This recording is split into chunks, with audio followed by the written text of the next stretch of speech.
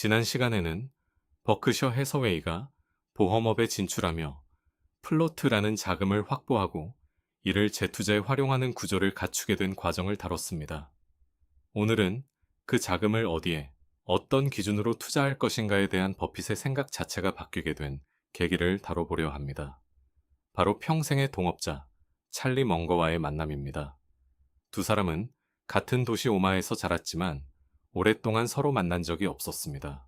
이 둘이 어떻게 만나게 됐는지, 그리고 멍거가 버핏의 투자 기준을 어떻게 바꿔놓았는지 살펴보겠습니다. 찰리 멍거는 1924년 오마에서 태어났습니다. 버핏보다 6살 위였죠. 흥미로운 사실은 두 사람이 10대 시절 같은 장소에서 일한 적이 있다는 점입니다.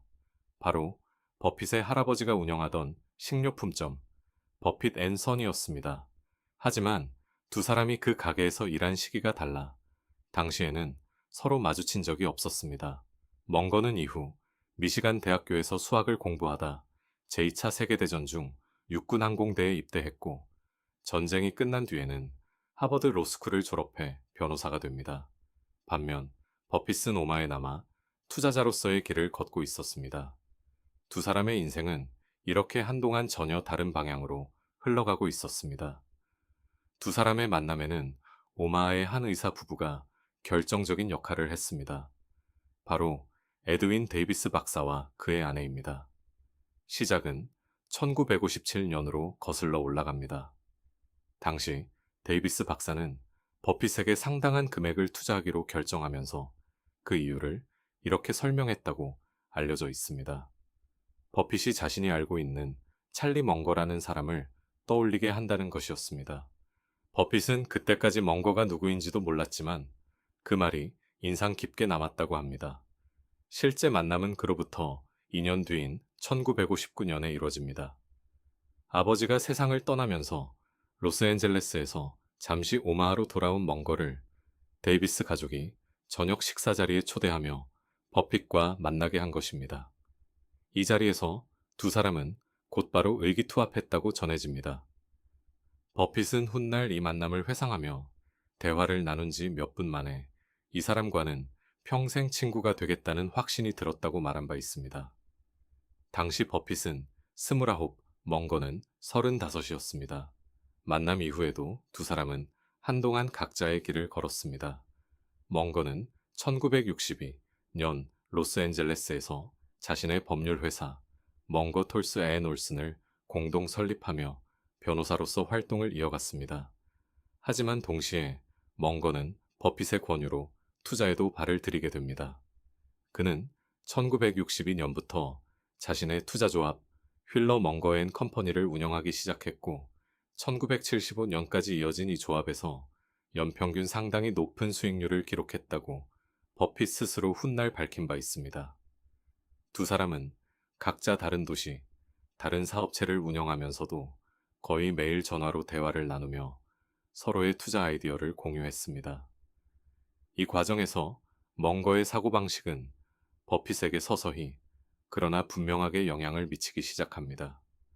멍거가 버핏에게 미친 가장 큰 영향은 투자 대상을 고르는 기준 자체를 바꿔놓은 것이었습니다.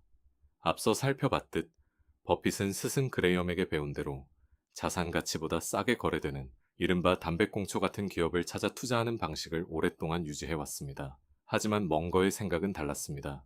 그는 단순히 싸다는 이유만으로 사업 전망이 어두운 기업에 투자하기보다 진짜 훌륭한 사업을 적당한 가격에 사는 편이 훨씬 낫다고 봤습니다. 이런 관점의 변화를 잘 보여주는 사례가 1972년 버크셔 해서웨이의 시즈 캔디 인수입니다. 당시 시즈 캔디는 장부상 순자산 가치에 비해 훨씬 높은 가격인 2,500만 달러의 거래를 제안받았는데 이는 그레이엄식 기준으로 보면 지나치게 비싼 가격이었습니다. 하지만 멍거는 이 가격을 지불하고서라도 인수할 가치가 있다고 버핏을 설득했고 결국 버크셔는 이 가격에 시즈 캔디를 인수합니다.